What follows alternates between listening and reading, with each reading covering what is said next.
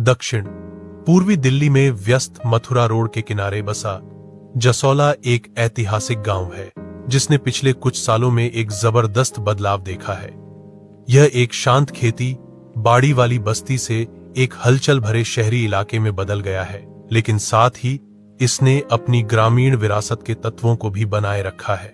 ऐतिहासिक रूप से इस गांव में बिधुरी गोत्र के गुर्जर रहते थे जो मुख्य जमींदार थे और गांव की सामाजिक और आर्थिक संरचना की रीढ़ थे।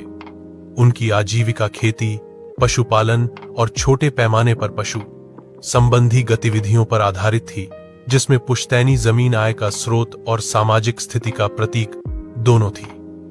पारंपरिक गांव का जीवन बहुत जुड़ा हुआ था, जिसमें बड़े परिवार एक साथ रहते थे और वंश आधारित नेतृत्व सामुदायिक फैसलों, त्योहारों और स्थानीय शासन का मार्गदर्शन करता था। दिल्ली के तेजी से विस्तार और शहर में आवास और बुनियादी ढांचे की बढ़ती मांग के साथ जसोला की खेती की जमीन धीरे धीरे अधिग्रहित कर ली गई, बेच दी गई या आवासीय कॉलोनियों और व्यावसायिक भूखंडों में बदल दी गई। इस बदलाव ने पारंपरिक आजीविका में भी गिरावट लाई, क्योंकि कृषि और पशुपालन का काम कम फायदेमंद हो गया और कई जमींदार परिवार किराए की संपत्तियों या छोटे व्यवसायों से आय कमाने लगे।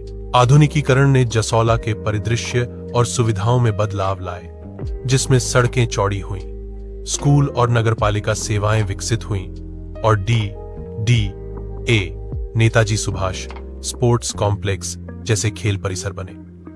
मेट्रो स्टेशनों जसोला अपोलो और जसोला विहार शाहीन बाग के माध्यम से गांव दिल्ली के शहरी नेटवर्क से जुड़ गया।